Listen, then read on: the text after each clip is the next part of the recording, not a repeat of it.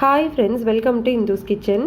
இன்றைக்கி நம்ம சேனலில் இட்லி தோசை மாவு இல்லாத டைமில் சூப்பரான மொறு தோசை எப்படி செய்கிறது அப்படின்னு பார்க்கலாம். ஃபர்ஸ்ட் ஒரு பவுலில் 1 கப் அளவு சாப்பாட்டு அரிசி எடுத்துக்கலாம்.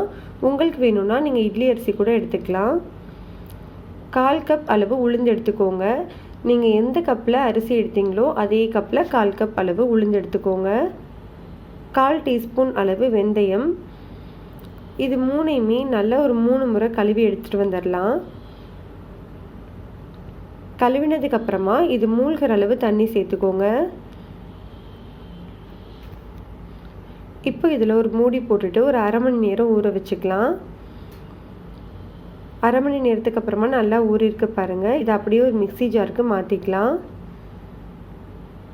இதில் இப்போது ஒரு சின்ன சைஸ் அளவு இஞ்சி, 2 வரமிளகாய், 1/2 டீஸ்பூன் அளவு சீரகம், 2 மீடியம் சைஸ் தக்காளியை ரஃபாக கட் பண்ணிவிட்டு சேர்த்துக்கலாம். 3/4 டீஸ்பூன் அளவு உப்பு. இப்போ இதில் கொஞ்சம் கொஞ்சமாக தண்ணி ஊற்றி தோசை மாவு பதத்துக்கு அரைச்சி எடுத்துக்கலாம்.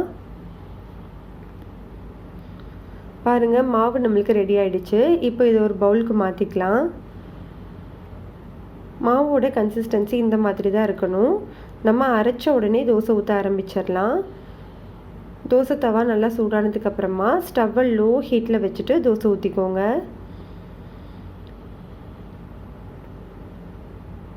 தோசை ஊற்றினதுக்கப்புறமா ஸ்டவ்வை மீடியம் ஹீட்க்கு மாற்றிக்கலாம்.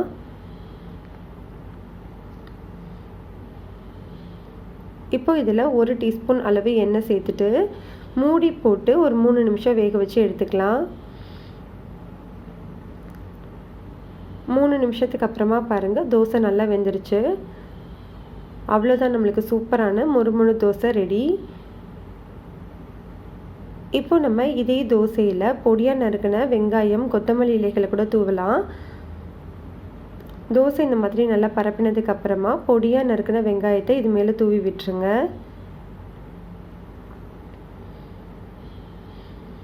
அது மேலேயே பொடியாக நறுக்கின கொத்தமல்லி இலைகளையும் தூவிடலாம்.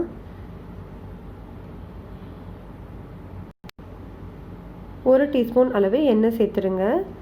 மூடி போட்டுட்டு ஒரு 3 நிமிஷம் வேக வச்சுக்கலாம். இது கூட ரொம்ப டேஸ்ட்டாக இருக்கும்.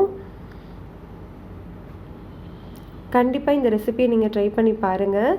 உங்களுக்கு இந்த ரெசிபி பிடிச்சிருந்ததுன்னா லைக் பண்ணுங்கள், ஷேர் பண்ணுங்கள், கமெண்ட் பண்ணுங்கள். மறக்காமல் நம்ம சேனலை சப்ஸ்கிரைப் பண்ணிக்கோங்க.